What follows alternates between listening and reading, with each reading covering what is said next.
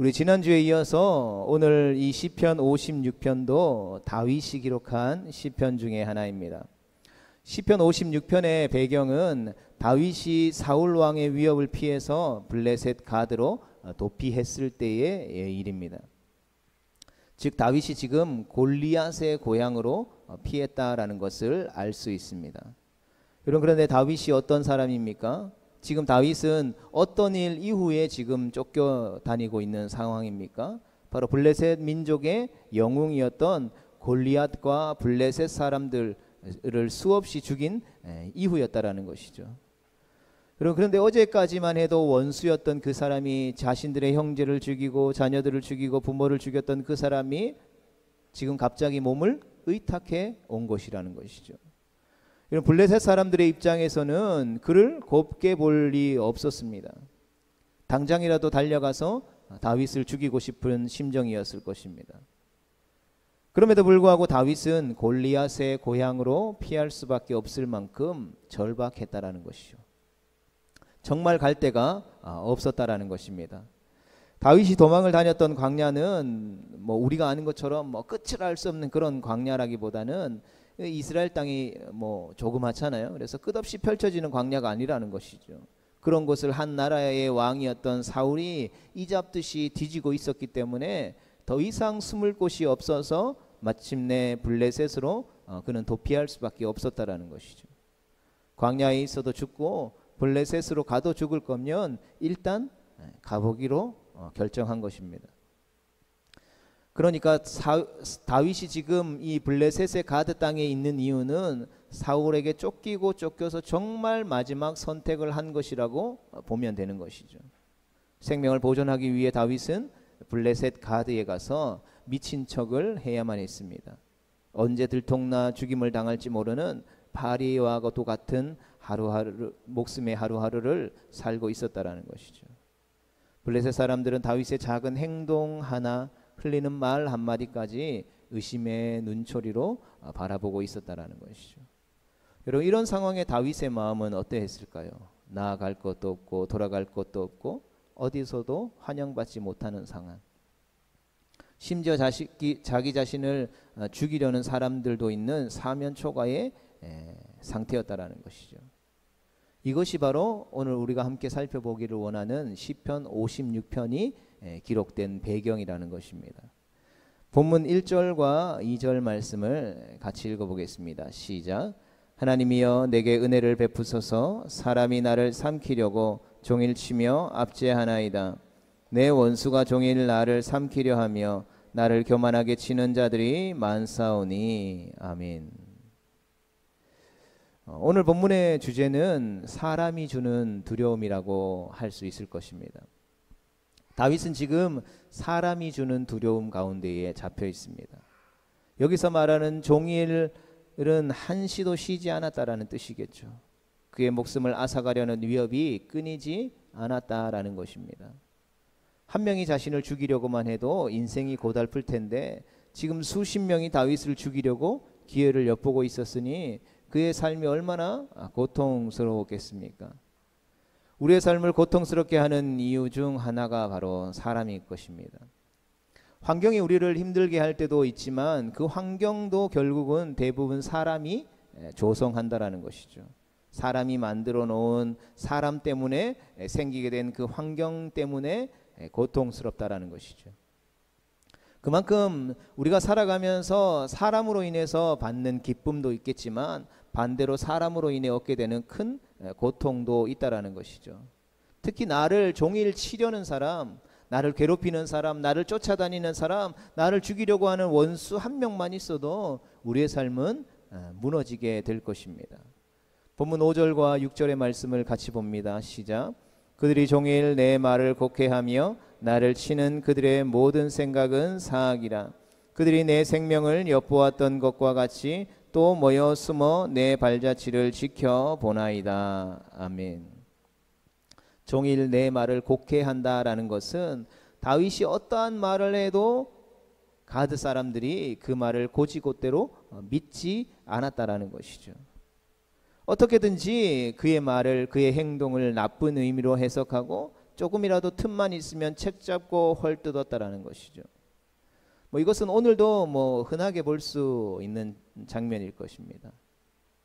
저에게 뭐 최근에 가장 기억에 남는 이러한 모습이라고 하면 대법관을 지냈던 안창호 대법관이 국가인권위원장에 내정되어서 이제 청문회를 하는 그 과정 속에서 그 안창호 대법관이 창조론을 믿고 하나님을 믿고 예수님을 믿고 하나님의 말씀인 성경이 진리라는 것을, 세상이 가르치고 있는 진화론이 사실이 아니고 허구라는 것을, 소위 말해서 자신의 신앙을 고백하는 그것을 수많은 정치인들과 사람들과 언론들이 헐뜯고 곡해하고 물어뜯는, 심지어 그 청문회를 보면 자기도 예수님을 믿고 교회를 다니는 사람인데 당신이 말하는 것은 잘못된 것입니다라고 이야기하고 있는 어처구니 없는 상황을 마주하게 된다는 것이죠. 인터넷이라든지 미디어라든지 그리고 SNS로 이어지는 이 익명성 앞에 오늘날 우리가 살아가는 시대는 왜곡과 곡해로 고통받는 시대라고 해도 과언이 아닐 것입니다. 그래서 뭐 교회들마다 이제 뭐 설교를 계속 이제 코로나 이후에 유튜브에다가 계속해서 라이브 방송도 하고 유튜브에 설교도 올리잖아요. 대부분의 교회들이 보면 이 댓글을 다 닫아놓죠. 워낙 뭐 왜곡하고 곡해하며 그 설교의 전체 맥락이 아니라 그 단어 하나하나를 가지고 계속해서 헐뜯고 물어뜯는 이들이 있기 때문이라는 것이죠. 다윗이 바로 그 고통을 겪었다라는 것이죠. 다윗 주변에 있는 사람들이 종일 다윗이 하는 말을 곡해하고 악의를 가지고 왜곡하고 이상하게 퍼뜨리고 있었다라는 것이죠. 게다가 그들이 그렇게 헐뜯고 그것이 그들이 노리고 있는 최종적인 목적은, 유일한 목적은 다윗이 죽는 것이었다라는 것이죠. 다윗을 죽일 생각으로 일거수일투족을 불꽃 같은 눈으로 지켜 본다라는 것이죠. 온종일 다윗을 책잡을 일, 그의 말실수, 그를 모함할 거리만을 생각하고 연구했다라는 것이죠. 그래서 다윗이 미친 척을 하고 있으면서도 어딜 가서도 실수 없고 말 한마디 하는 것도 굉장히 두려웠다라는 것이죠. 다윗의 고백입니다. 우리 본문 3절과 4절 그리고 11절을 우리 계속해서 읽어보겠습니다. 시작. 내가 두려워하는 날에는 내가 주를 의지하리이다. 내가 하나님을 의지하고 그 말씀을 찬송하올지라. 내가 하나님을 의지하였은즉 두려워하지 아니하리니 혈육을 가진 사람이 내게 어찌하리이까. 내가 하나님을 의지하였은즉 두려워하지 아니하리니 사람이 내게 어찌하리이까. 아멘. 다윗의 마음은 원수들에 대한 두려움으로 가득했다라는 것이죠. 그러면 정말 피가 마르지 않았겠습니까? 다윗의 마음은 원수가 주는 고통으로 인해서 평강을 찾아볼 수 없었다라는 것이죠. 기쁨도 없었고 오직 두려움만이 있었다라고 계속해서 반복적으로 자신이 가지고 있었던, 마주했던 두려움을 고백하는 것을 보게 되는 것이죠. 우리도 살아가다 보면 사람이 주는 고통, 사람이 주는 두려움을 겪을 때가 있죠. 그런 때가 뭐 찾고 찾으라면 참 많은 것 같습니다. 어떤 우리의 진심을 믿어주지 않는 사람들, 내가 하는 말을 트집 잡고 책 잡는 사람들, 실패하고 망하기만을 기대하는 사람들을 우리가 인생을 살아가다 보면 만나게 된다라는 것이죠. 또 나를 향해 비아냥거리는 사람, 내 말을 자기 마음대로 해석해버리는 사람, 마치 그 해석을 사실인 것처럼 사방에 소문내는 사람들, 마땅히 자기가 해야 할 일을 나에게 미루면서 오히려 뻔뻔하게 큰 소리 치는 사람들, 자기 혼자 먹고 살겠다고 잔인하게 누군가를 짓밟는 사람들, 뒤통수 치고 은혜를 원수로 갚는 사람, 그저 재미로 타인의 이 감당할 수 없는 고통에 밀어넣는 사람까지 정말 끝도 없다라는 것이죠. 그리고 우리는 살아오면서 적어도 한 번 이상씩은 이러한 사람들을 만나고 마주하고 지금도 함께 마주하며 살아간다라는 것이죠. 뭐 만나고 교제하는 사람들이 많으면 많을수록 더 큰 고통을 겪는 것 같습니다. 왜냐하면 사람을 만나면 그 사람으로부터 받는 고통의 무게가 있기 마련이기 때문이죠. 그래서 10명을 만나면 10명만큼의 고통이 있고 또 100명을 만나면 100명만큼 고통스러운 것이죠. 그럴 때마다 주님께서 우리의 마음을 지켜주시지 않았다면 우리의 마음은 벌써 망가졌을 것입니다. 하나님을 떠난 사람은 이처럼 서로에게 큰 두려움과 고통의 대상이 되게 되는 것이죠. 다윗을 더욱더 괴롭게 했던 것은 그러한 어떤 다윗이 마주했던 상황이 공격이 바로 일방적이었다라는 것에 있습니다. 또한 자신을 변호하거나 상황을 설명할 기회조차 제대로 얻지 못했다라는 것이죠. 이것이 사람을 더욱 답답하고 미치게 만드는 것입니다. 그러니까 소통되는 것이 아니라 일방적으로 억울한 일을 당하게 되면 사람은 더욱 비참해지고 또 그 마음은 망가질 수밖에 없다라는 것이죠. 더욱이 이런 일방적인 곡해 현상은 오늘날 초미디어 사회의 중요한 특징이 되기도 하는 것이죠. 미디어를 통해서 어떤 매체들을 통해서 퍼뜨려 버리면 확인도 하지 않고 그것이 그냥 진리가 되어버리는 시대라는 것이죠. 어떻게 설명할 수도 없다라는 것이죠. 그래서 악한 사람들은 그것을 이용해서 자신이 원하는 이익을 취하려는 행동들을 쉽게 볼 수 있다라는 것이죠. 그래서 이러한 일들로 인해서 많은 사람들이 절망을 가지게 되고 심지어는 그 모함과 그 곡해들을 이겨내지 못하고 스스로 생명을 마감하게 되는 모습들을 우리가 뉴스를 통해서 심심찮게 볼 수 있는 것이죠. 이것이 바로 오늘날 우리가 살아가는 악한 시대의 자화상이라는 것입니다. 시편 56편을 기록한 다윗의 상황도 동일한 상황이 있었다라는 것이죠. 너무나도 억울한 상황이었지만 그 어떤 설명이나 변명이 불가능했다라는 것이죠. 내가 오죽했으면 이 블레셋 가드 땅에 왔겠습니까? 라고 변명할 수 있는 기회조차 다윗에게는 주어지지 않았다라는 것이죠. 그럼에도 불구하고 다윗의 마음은 완전히 무너지지 않았고 오히려 기쁨과 평강을 누릴 수 있었다라는 것이죠. 성도 여러분, 그 비결은 과연 무엇이었겠습니까? 우리가 오늘 이 말씀을 통해서 다시 한 번 더 살펴보고 우리의 삶이 그러한 절망의 상황 가운데에서도 사면이 우겨쌈을 당하는 상황 속에서도 하나님이 주시는 기쁨과 평강을 잃어버리지 않는 거룩하고 복된 하나님의 백성 되어질 수 있기를, 또 주님의 몸된 교회가 그러한 은혜로 가득 넘쳐지게 될 수 있기를 주님의 이름으로 축복합니다. 먼저 그는 자신의 고통과 두려움을 하나님 앞에 가지고 나아가서 하나님께 쏟아 놓았습니다. 본문 8절 말씀 같이 보겠습니다. 시작. 나의 유리함을 주께서 계수하셨사오니 나의 눈물을 주의 병에 담으소서. 이것이 주의 책에 기록되지 아니하였나이까. 아멘. 여기서 말하는 유리함이라고 하는 것은 어디 하나 마음 둘 곳 없고 갈 데도 없다라는 불안함을 의미하는 것입니다. 잠깐이라도 마음을 붙이고 쉬었으면 좋겠는데 그럴 수 없다라는 것이죠.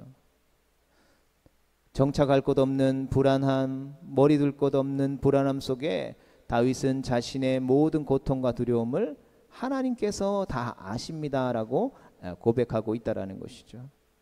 이것이 다윗이 가지고 있었던 영성 신앙의 핵심이었습니다. 더 이상 갈 곳이 없다라는 것을 하나님이 아시고, 억울한 일을 당하는 것도 하나님이 아시고, 원수들이 종일 곡해해서 정말 나를 미치게 하는 것도 하나님이 다 아시기에 마음 들 곳 없어 펑펑 울었던 그 눈물을 하나님이 병에다가 다 담고 계신다라는 것이죠. 바라기는 그 하나님께서 우리 모두의 고통도, 우리의 모두의 아픔도 아시는 줄 믿으시기를 축복합니다. 우리의 유리함도 하나님이 계수하시고 눈물도 하나님이 병에 담고 계시다라는 것이죠. 그리고 그분이 바로 우리의 하나님이 되신다라는 것입니다. 그분이 나의 아바 아버지가 되신다라는 것이죠. 성도는 이것이 다윗의 마음 가운데에 큰 힘이 되었고 위로가 되었다라는 것이죠. 사실 누군가가 내 억울함을 알고 있다라는 그 사실 하나만으로도 위로가 되는 것이 인생인 것 같습니다. 사람이 다 나의 뜻을 곡해하고 내가 한 말을 이상하게 생각하더라도 딱 한 사람이 나의 억울함을 알아주면 그것이 얼마나 큰 위로가 되는지 모릅니다. 다윗에게 있어서 하나님이 바로 그분이셨다라는 것이죠. 우리에게도 그 하나님이 될 수 있기를 간절히 소망합니다.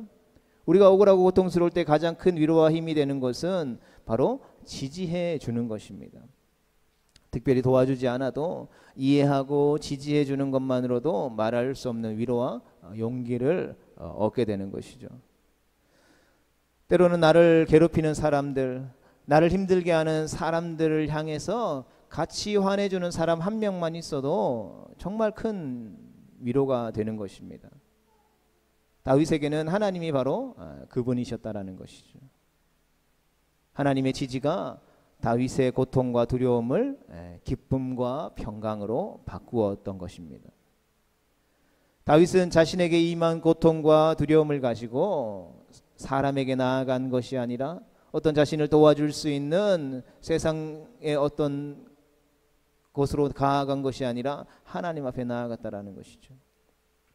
그리고 하나님 앞에 나아갔을 때에 하나님께서 자신의 모든 고통과 눈물을 알고 계시다라는 사실을 보게 되었고, 그 사실이 바로 성할 곳 없는 그의 내면을 치유하는 능력이자 다시 일어날 수 있는 힘이 되어졌다라는 것입니다. 우리에게도 하나님의 이 아심과 지지하심이 우리의 삶을 지탱하고 다시 일어설 수 있는 힘과 능력이 되어질 수 있기를 주님의 이름으로 축복합니다. 하나님으로부터 오는 위로와 치유는 내가 너의 고통을 알고 있다라는 음성이라는 것이죠. 우리 9절의 말씀을 같이 읽어보겠습니다. 시작. 내가 아뢰는 날에 내 원수들이 물러가리니 이것으로 하나님이 내 편이심을 내가 아나이다. 아멘. 하나님 앞에 나아가서 자신의 원통함을 아뢰는 날의 원수들의 이 악함을, 자신의 답답함을, 자신의 억울함을, 어디 갈 곳 없고 둘 곳 없는 처량함을 아뢰는 날에 무엇을 알았다라는 것입니까? 하나님이 내 편이시다라는 것을 다윗이 알았다라는 것이죠. 이것이 시편 56편을 통해서 드러난 다윗의 두 번째 영성의 핵심인 것이죠. 사실 타락한 세상에서 타락한 사람들과 더불어 살아가면서 마음이 망가지지 않는 것은 어찌 보면 불가능한 일인 것 같습니다. 사람과의 관계를 맺고 그 사람을 깊이 알아갈수록 우리의 상처 또한 더 깊어지게 된다는 것이죠. 나는 괜찮은데 옆에 사람이 이상한 것이 아니라 나나 그 사람이나 이 땅을 살아가는 모든 사람들이 다 이상하다라는 것이죠. 왜냐하면 인간은 망가졌기 때문이라는 것이죠. 아담과 아가 에덴 동산에서 사단의 유혹에 넘어가서 죄를 짓는 그 순간부터 하나님의 형상대로 지음받은 인간은 망가졌다라는 것이죠. 그 망가짐을 다시 회복시키기 위해서 예수님이 이 땅 가운데에 오신 것입니다. 그렇다면 이렇게 망가진 관계에서 우리가 보호받을 수 있는 길이 있을까요? 다윗의 모습을 통해서, 다윗의 상황을 통해서 우리가 보호받을 수 있는 유일한 길은 바로 하나님께 두려움과 고통을 매일매일 아뢰는 것이라는 것을 우리는 발견하게 됩니다. 사람이 주는 고통과 두려움을 끌어안고 끙끙 앓으면서 우리의 마음이 망가지거나 그 상처를 다른 사람들에게 막 쏟아부어서 또 다른 사람에게 상처를 주는 대신 하나님 앞에 아뢰는 것이죠. 그렇게 될 때 하나님이 내 편이신 것을 알게 되는 것입니다. 이것이 하나님께 아뢰는 날의 능력이라는 것이죠. 원수의 땅이었던 블레셋에서도 생명의 위협을 당하는 상황 속에서도 다윗이 기쁨과 평강을 잃지 않았던 비결이 바로 여기 있었다라는 것이죠. 다윗의 상황이 변화되어진 것이 아닙니다. 다윗의 형편이 나아진 것이 아니라는 것이죠. 그럼에도 불구하고 불안과 두려움을 떨쳐버리고 기쁨과 평안으로 그 상황을 마주할 수 있었다라는 것이죠. 다윗은 이처럼 하나님 앞에 나아가 고통을 하나님 앞에 아뢰고 하나님의 마음과 음성을 들었던 것이죠. 그리고 그때 비로소 사람이 주는 억울함과 두려움에서 벗어나서 하나님이 주시는 참된 평강을 누리게 되었다라는 것입니다. 그러자 다윗은 사람이 아니라 하나님을 의지하고 상황이 바뀔 것을 기대하는 것이 아니라 이제 하나님을 의지하기 시작하죠. 우리 안에도 이러한 믿음의 역사가 일어나게 되기를 주님의 이름으로 축복합니다. 내가 하나님을 의지하오니 사람이 내게 어찌하리이까. 이러한 믿음과 고백은 여호와께 우리의 삶의 고통과 문제와 아픔과 상처를 아뢰는 날에 임하게 된다라는 것입니다. 비록 모든 것이 처음부터 온전하지 않다 하더라도 여전히 두려움과 불안과 아픔과 상처와 고통 가운데 있다 할지라도 여전히 원수들이 나를 조롱하고 나를 조소하고 나를 핍박하고 넘어뜨리려 한다 할지라도 우리가 하나님 앞에 나아가 하나님을 앞에 그 모든 것들을 아뢰기 시작하면 그 아뢰는 것을 통해서 성령 하나님께서 우리 가운데에 역사하기 시작하는 것을 경험하게 되는 것입니다. 그렇기 때문에 성도 여러분, 우리가 무엇을 놓고 기도하고 선포할 때 처음부터 확신을 가지고 선포하는 경우는 거의 없습니다. 우리의 입술에 권세가 있고 우리가 기도하기 시작할 때 성령 하나님께서 우리의 마음 가운데 믿음을 주시기에 아직 일어난 일이 아니고 아직 불안하고 아직 평안 가운데 있지 않고 여전히 의심과 두려움과 불안함이 있어도 우리가 입을 열어서 선포하는 것이죠. 그럴 때 믿음의 역사가 일어나게 되는 것입니다. 아멘이십니까? 선포를 통해서 성령께서 내 안에 믿음을 불어넣으시면 그때부터 원수가 아니라 문제가 아니라 환경이 아니라 상황이 아니라 하나님이 보이도록 역사하시는 것이죠. 성도 여러분, 그래서 기도는 처음부터 완전하게 드려지는 것이 아니라는 것을 우리는 기억해야 합니다. 하나님은 내 편이십니다. 하나님께서 내 기도를 들으시고 응답해 주실 것입니다. 하나님은 불가능이 없으신, 능히 하지 못할 것이 없으신 하나님이시기에 그 하나님이 나와 함께 하시면 불가능은 없습니다. 능히 하지 못할 일이 없습니다. 그리고 기도하죠. 저도 매일 새벽마다 기도합니다. 그런데 기도하면서도 긴가민가 하죠. 지금 그 하나님이 하나님의 말씀에 적혀 있어서 그 말씀대로 내가 기도하긴 하는데 그 하나님이 지금 잘 느껴지지는 않는데 정말 그렇게 될까? 정말 하나님이 내 편이실까? 하나님께서 내 기도를 듣고 계시기는 할까? 그 하나님은 말씀으로 천지를 창조하신 분이신데 말씀하신 것을 반드시 이루시는 분인데 그 하나님이 원하시면 능히 하지 못할 일이 없으신 분이신데 그 하나님 정말 나의 삶 가운데에 그 하나님의 살아계심을 보게 하실까? 이런 의심이 들기도 하지만 그러면서도 계속해서 주님께서 우리 가운데 말씀하시는 것은 계속해서 기도하는 것이라는 것이죠. 그러한 하나님의 이끄심과 기도와 선포의 자리 가운데 나아가면서 이 선포의 기도가 아주 중요하다라고 저는 믿습니다. 사실 제 삶 가운데도 우리 모두의 삶 가운데도 아직 평안은 없죠. 지금 우리의 삶 가운데 돌아가는 상황들을 보면 그러한 기도의 제목들이 절대 이루어지지 않을 것처럼 보이기도 한다는 것이죠. 그러나 그럼에도 불구하고 믿음의 선포를 통해 기도하는 것이죠. 그렇다고 해서 허황된 믿음을 이야기하는 것은 결코 아닙니다. 무슨 말씀이냐면 하나님이 하셔야 할 일들이라는 것이죠.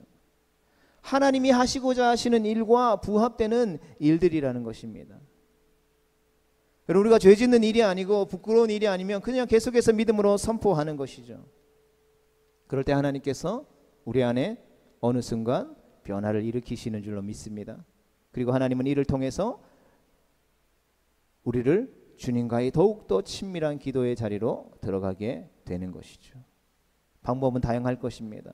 어떤 분들은 통성으로 소리내서 기도하기도 하고 어떤 분들은 조용히 묵상하면서 기도하기도 하고 또 어떤 분들은 말씀을 보면서 읽기도 하고 어떤 분들은 방언으로 기도하기도 하고 어떤 분들은 찬양으로 하나님 앞에 영광 돌리기도 하고 어떤 분들은 말씀을 암송하기도 하면서 하나님 앞에 기도하는 것이죠. 방법이 중요한 것이 아니라 우리가 믿음으로 선포하며 기도하기 시작하는 것이 중요하다라는 것이죠. 그리고 그것을 계속해서 믿어지지 않고 의심이 들기도 하지만 그럼에도 불구하고 계속해서 그것을 이어나가는 것이 중요하다라는 것이죠. 이를 통해서 하나님의 놀라운 역사하심과 영광을 보게 되는 우리 모두가 되어질 수 있기를 주님의 이름으로 축복합니다. 다윗이 하나님 앞에 나아가 아뢰는 날에 다윗의 믿음이 믿음에 이르게 됩니다. 두려움 속에서 믿음으로 선포하는 것을 이제는 확신 가운데에 평안 가운데에 믿음으로 고백하고 있는 것이죠. 그리고 더 이상 원수들이 보이지 않고 하나님이 보이기 시작하는 것입니다. 여러분, 이것이 다윗이 가지고 있었던 신앙의 핵심이라는 것이죠. 그리고 그때 다윗의 기도가 변화되기 시작합니다. 바뀌기 시작한다라는 것이죠. 하나님, 사람들 때문에 두렵습니다. 환경 때문에 두렵습니다. 문제 때문에 두렵습니다. 그러한 다윗의 입에서 찬송과 감사가 터져나오기 시작하는 것이죠. 우리 본문 10절과 12절의 말씀을 이어서 보겠습니다. 시작. 내가 하나님을 의지하여 그의 말씀을 찬송하며 여호와를 의지하여 그의 말씀을 찬송하리이다. 하나님이여, 내가 주께 서원함이 있사온즉 내가 감사제를 주께 드리리이다. 아멘. 하나님 앞에 상황과 형편과 상관없이 하나님이 내 편이시고 하나님이 나를 지지하신다라는 걸 아는 순간 다윗이 하나님 앞에 기도하기 시작했고 하나님 앞에 선포하기 시작할 때에 이제 하나님께서 그 다윗의 기도의 제목을 바꾸셔서 간구 대신 찬송과 예배를 드리게 하셨다라는 것이죠. 이것이 다윗의 내면을 기쁨과 평강과 감사로 채운 비결이었다라는 것이죠. 다윗은 자신에게 갚을 수 없는 은혜를 베푸신 하나님 앞에 감격하고 또 감격했다라는 것이죠. 그래서 하나님께 감사제를 드리고 소원을 갚기 시작합니다. 성도들, 그런데 지금의 상황이 소원을 갚을 생각을 할 때는 아니죠. 원수들이 자신을 죽이려고 호시탐탐 노리고 있는 그 상황에 하나님 앞에 감사제를 올릴 상황은 아니라는 것이죠. 그런데 다윗은 하나님께 소원을 갚을 생각만 하고 감사의 제사를 드리고 있다라는 것이죠. 소위 말하면 내가 경영하는 사업장이 망해가고 있는 상황에 나는 하나님을 예배할 거야, 하나님 앞에 찬송할 거야 하고 교회 오는 것과 똑같다라는 것이죠. 집안이 쫄딱 망해가지고 내일 뭐 먹을지 걱정하고 고민해야 할 상황에 하나님 앞에 예배하며 하나님 앞에 예물을 드린 것과 같은 상황이라는 것이죠. 여러분, 그러한 상황에 처해 있다면 주변의 사람들이 뭐라고 할까요? 야, 너 몸부터 추스려야 되는 거 아니야? 너 상황과 형편부터 챙겨야 되는 거 아니야? 지금 내일 먹을 것도 없는데 지금 뭔 하나님 앞에 예배하면서 헌금 드린다고 해?